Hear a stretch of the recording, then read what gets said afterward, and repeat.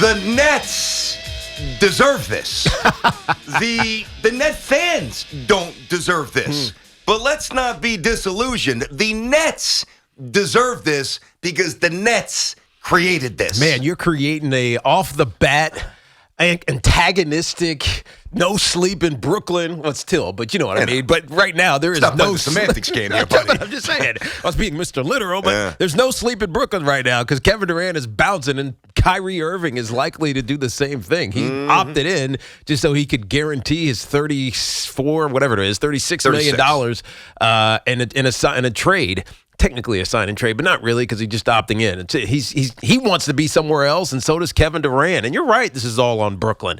Look, they've had KD for 3 seasons now. He signed that extension. He's going to make 43, 46, 50, and 53 million over the next 4 seasons. At the end of it, he'll be 38 years old. If Kyrie Irving leaves, the Nets don't have a path towards being relevant anytime soon, especially with the East being as strong as it is. Now, earlier this week when you were off, BT, I tried to make the case this might work for the Brooklyn Nets. KD is back healthy. Kyrie is there. You get Ben Simmons doing Ben Simmons things like he did before he had his little meltdown. You get some role players. Joe Harris will be back. Seth Curry currently is still there. Claxton is still around. Maybe they could make a run, and maybe they would be the Eastern Conference representative. I actually said they would be the Eastern Conference representative if all things went well. Now, a short 3 days later, they need to strip it down and rebuild. Well, you got Claxton back, so I guess 33 to 30%, you're right. This is all on the Brooklyn Nets, though. They hired the wrong coach who didn't quite mesh with Kevin Durant and Kyrie Irving. We know that because of the things that Kyrie Irving said from the very beginning. We don't need a head coach. Yeah, We're going to do it collaboratively. Yep. What the hell does that even mean? Yep. So it's part of a failing in the hiring of the head coach. Not a knock on Steve Nash, but it is the knock on Steve Nash. That is what it is with the Nets. So the fact that Kyrie wanted out and ended up opting in because he wants the money, and KD now wants out, it's no one to blame but the Nets and how they handled this situation. All right, forget about the whole Nick-Net dynamic for a moment. Forget about, KD and Kyrie Irving, many of us thinking there was a chance that they were going to go to the Garden years ago. Forget about all that for a moment, right? To me, even if they were the Detroit Nets or the Utah Nets or the Memphis Nets, I would have had a real issue, and I did, with the way the Nets treated Kenny Atkinson. Mm-hmm. So to me, it even predates maybe hiring the wrong guy in Steve Nash and acquiescing to the behind-the-scene flexings of superstars. Here's the way I would run the show if I ran the Nets right now. Okay. Can I speak to Kevin's representation, please? Mr. Kleinman, please. Yes, this is Sean Marks. You can tell Kevin that we will send Kevin wherever the hell we want to send Kevin. Kevin might want to go Miami. Nice. Kevin might want to go to, what's the other one? Miami Phoenix. And Phoenix. Nice. He might wind up wherever we send them, and we don't care. Can somebody explain why the Nets would on any, and don't tell me, let me preemptively stop one thing. Don't tell me that it's to present this image to the rest of the NBA power brokers that the Nets are a world-class organization. And if something goes awry with our main characters, then we will do right by them. Nonsense. They didn't do right by you, so you do now what is best for the Nets, and that is to squeeze every drop out of what should be, if it's done the right way, the most profitable trade in the history of the NBA. Let me tell you something. When you look at Durant, who's unquestionably a top 5 player, 4 years to go in the all you guys know that. No player option, no trade. The Nets are sitting on a pair of queens or a pair of kings, and the dealer's staring at a 6. Mm-hmm. The only way you mess this up is, 1, if you're a complete idiot, or number 2, and don't know what to hit on. Yeah. Or number 2, there is just an incredible run of bad luck, meaning you might get a 5-card 21, which happens in casinos. But the last time, I want people to hear this historical context, the last time an NBA player averaged at least 29.9 points per game, which is what Kevin Durant averaged a year ago, and was traded that offseason was, you ready? You ready? No, I don't How about know a little Michael Jackson off the wall? How about before? Right? Yep. How about before Thriller? Let's go back to 1981-82. Moses, Kareem. There's 5 guys on that list that have basically averaged 30 and then got dealt the next year. The Nets made this mess. The Nets thought they were a world-class organization. The Nets are a joke. That's what the Brooklyn Nets are. Well, They're poorly run. Their ownership is horrendous. And Sean Marks allowed people to have too much control. Nets are done. Had allowed players to have That's too what much I mean. control. You're absolutely right. And look, you got what you deserved in a sense, but now you have to figure out how to salvage it. You have to flip the script on you. Now, we know what the narrative is about Kevin Durant at this point. And let's face it, I don't want to. I'm not knocking him because he's an unbelievable player. But how many games has he played over the last 3 seasons? I know that they were a half of a foot away from getting to the NBA Finals, and maybe that's what you're, resting your hat on with this. Do you get a banner for that? No, you get nothing. The banner's for going to that. say, if KD's big toe was 1/12 That's right. smaller, That's right. we would have been in the Eastern Conference That's Finals. right. That's exactly right. What does that even mean? You know what It means nothing. It means absolutely nothing. But and he missed half of the season before. Actually, most of all the season before. He played half of that season because of injuries. He played 29, missed 20-something games this past season. I understand that people realize how great of a player Kevin Durant is, and he is, and he probably will be once he's fully healthy and on a team that he really wants to be on. But Kevin Durant and the emotion that I see people tied to him with the Nets, what's it there for? Because of the potential? Not because of anything he actually did. It's because of the potential that he had on that team. Now, when you look at Kyrie, we don't know what his motivations are. We don't know how long he's going to play.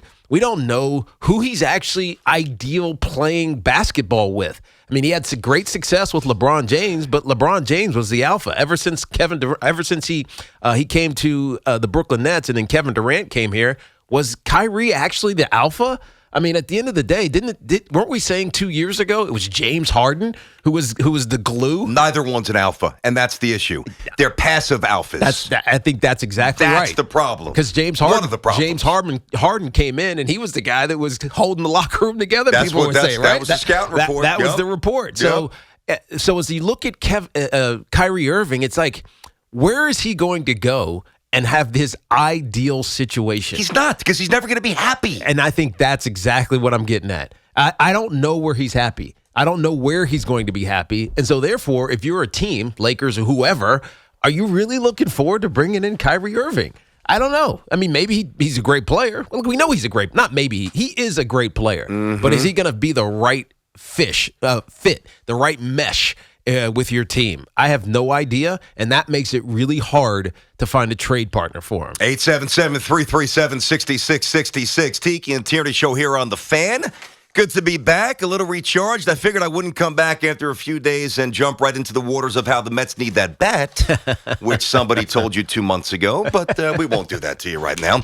Let me say something else, and we'll get these calls. I know, and there is a Nick angle here. We'll get to the Brunson stuff, and I also think the NBA personally might be doomed. That's a different conversation later, but there is, first a statement. When you look at Kyrie Irving's history, right, and the 2 all-time transcendent icon players he has played with, and how both of those relationships have ended, you can make the case that Kyrie Irving is the biggest self-sabotager in the history of the NBA. Now, I won't really use the word poisonous. I thought about doing that, but he's not a criminal. He's not that kind of guy, so I'm not going there. And by the way, his teammates generally like him. Yeah, we kind of say that, but I don't know. And whatever. I know some do. I know Joe Harris did. I get that. Maybe as a player. They like him as a player. Yeah, but I don't think they like how he rips apart every team. So, you look at naming any other player that has had the great fortune of playing with LeBron James,